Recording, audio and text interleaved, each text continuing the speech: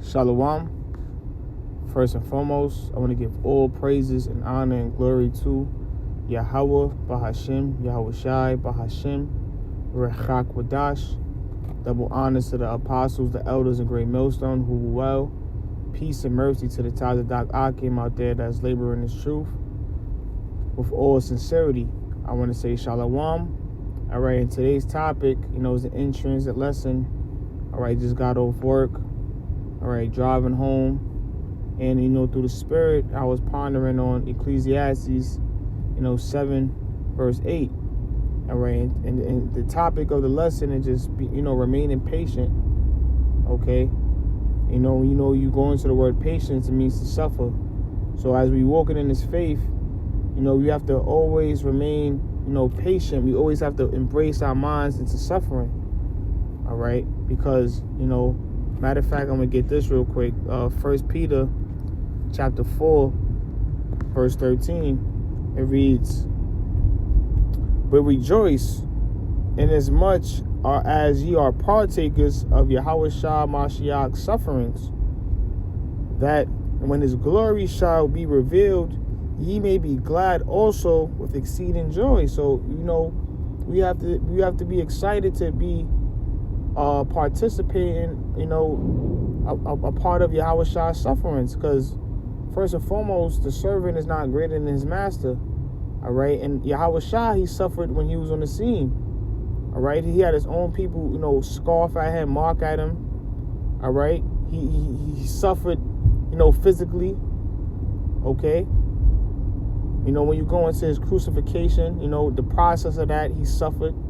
All right, and it was all for the sake of Israel.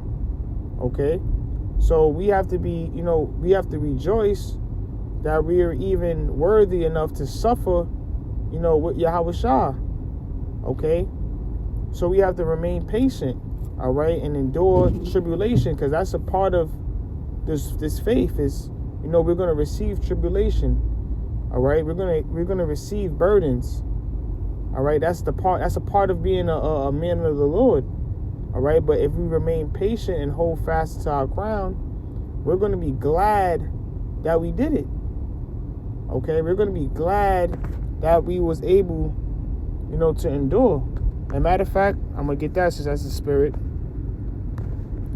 I want to get Sirach. Hold on, Salakia.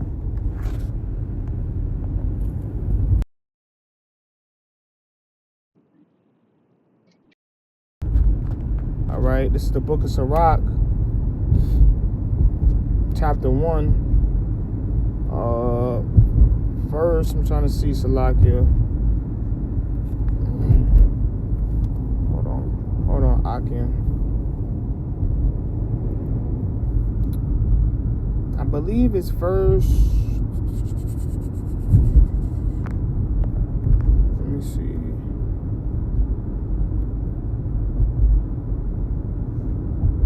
Is this Sirach? Yep. Hold on, Salaki. I think it's 23, verse 23. Yep. This is Sirach chapter 1, verse 23. It reads, "Wait and be patient, and later you'll be glad you did." And this is a precept to 1 Peter 4. All right. It says what? If we suffer with Yahweh Shah, we will be glad. We will basically reign. Matter of fact, let me get that real quick, Salakia. Let me not butcher the scriptures. I'm driving, Salakia, y'all. So this is 1 Peter chapter 4, verse 13. It says, "But rejoice inasmuch ye are partakers of Yahweh Shah Mashiach's suffering, that when his glory shall be revealed, ye may be glad with exceeding joy." So, going back to Sirach, if we remain patient, we're gonna be glad that we did, because we're gonna basically receive the glory, all right, of with Yahweh Shah. The scriptures say we're gonna be joint heirs with Yahweh Shah. So we're gonna be happy when the kingdom of heaven, appears. which is going to be on earth. When the kingdom of heaven, let me say that, when the kingdom of heaven is established, not appears, Salakia. When the kingdom of heaven is established and, Esau's rulership is brought down, all right, we're going to be glad that we remained patient. We're going to be glad that we suffered. We're going to be glad that we endured, all right? The trials, the errors, all right, the tribulations, and still remained, diligent, especially in the times of Jacob's trouble, in the times of when great judgment is going to, happen here on the planet Earth, mainly Babylon the Great. All right, you're going to be excited, when you get delivered in those chariots. Lord willing, we the elect. Lord willing, I'm one of the elect. All right. The scriptures speak about how, in the chariots, we're going to be singing the songs of Moses. We're going to be, giving all praises to Yahweh Shem Yahushua. We're going to be rejoicing. We're going to be happy. All right. But if you remain patient, and how they say in the world, stay in the pocket, you got to stay in the pocket. You got to stay in your spiritual pocket. Okay. So let me get Ecclesiastes chapter 7, verse 8. It reads, it says, better is the end of a thing than the beginning thereof, and the patient in spirit is better than the proud in spirit. Okay? So better is the end of a thing than the beginning, and that's right. That's wisdom. Just think about it like this. Even, let's use a real life example. You start a new job. All right, in the beginning, it's going to be hell. You know why? Because you're low in seniority. All right. You get shitty days off. Your days off is in the middle of the week. Or you might have one day off, and then the next day you work, and then the next day you off. All right, you get the worst routes. Okay, so that's a great example right there. Even think about it in slavery. Even think about it today. How think about it from the time of the Israelites being slaves in America to now until when Yahweh Shah returns. It's going to be it's going to be the better is the end of a thing. It's going to be the end of what? Esau's rulership. The end of oppression, of captivity, of working a hard laborer's job, of afflictions. All right. So that's why King Solomon said, better is the end of a thing than the beginning. All right. And a great example is Job. Matter of fact, let me get that real quick. Job. Remember, Job suffered. All right, but later, he remember Job had his wealth and everything. He lost it, and the Lord plagued him. Gave him sicknesses. He put Job through affliction. All right, and later, he blessed Job double. All right, Job was a perfect example of better is the end of a thing than the beginning thereof. All right. Matter of fact, I'm gonna get in it right now. This is the book of Job,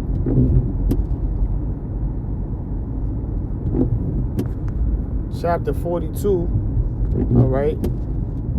And real quick before I bring this out, and it's always good to remain patient because a lot of these people, patience teach you maturity. Not able to abstain from your your lust, from your pleasures. That builds a person up, because majority of this world, they love the instant gratification. All right, and that's why it says enter into the straight gate, and broad is the way. Because a lot of people like taking the broad way, the easy way, the instant gratification, living in their comfort. All right? Especially as men, we're not supposed to be living in our comfort. All right? We're supposed to be always, enduring suffering. All right? Always, not trying to be comfortable. All right? So, real quick, this is Job chapter 42, verse 12. All right? It's the precept to Ecclesiastes 7 and 8. It says, So the Lord blessed the latter end of Job more than his beginning. So didn't King Solomon said, better is the end of a thing than the beginning? All right. So, hey, that proved it right there. You know, I'm gonna read it again. This is Job chapter 42, verse 12. So the Lord blessed the latter end of Job more than his beginning, for he had 14,000 sheep and 6,000 camels, and 1,000 yoke of oxen and 1,000 she asses.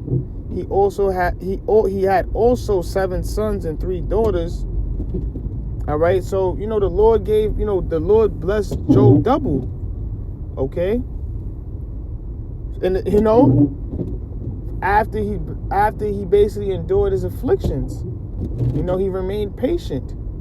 All right, and the Lord ended up blessing Job double, and that's exactly why we have to remain patient, because through our sufferings on this side, remember the scripture says it's temporal. All right, it's for our light affliction. All right, it's only but for a moment. All right, well, matter of fact, let me get it. So this is 2 Corinthians, and I wrap it up right there. I believe 4 and 16. 17. It says, for our light affliction, which is but for a moment, worketh for us a far more exceeding and eternal way to glory. All right, and what's that eternal way to glory? The kingdom of heaven. Being kings, being priests, being princes, all right, having sovereignty, all right, being judges of the world, all right, our women being in order, all right, the world being in order, the earth being in order, all right, and us being the forerunners, the ones that's going to be governing the world. That's the external way to glory.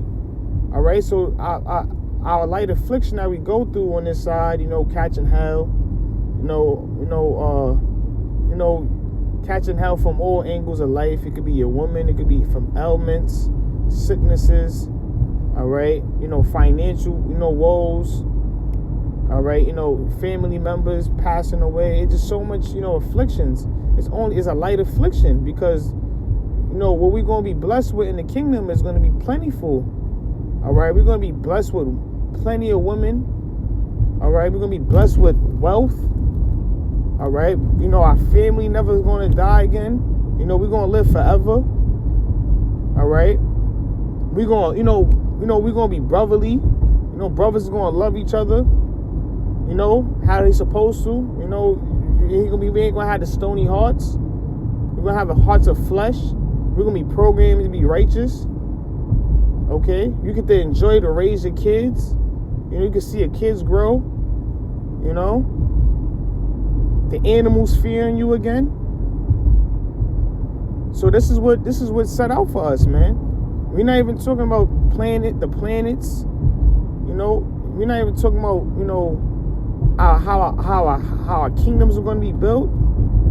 I didn't even mention our slaves. We're going to have workers. All right, but we have to, remain patient. We have to stay in that spiritual pocket. All right, and I'm gonna wrap it up right there. Lord willing, this lesson was edifying. I want to give all praises and honor and glory to Yahweh Ba'Shem Yahushua. And with that, Shalom.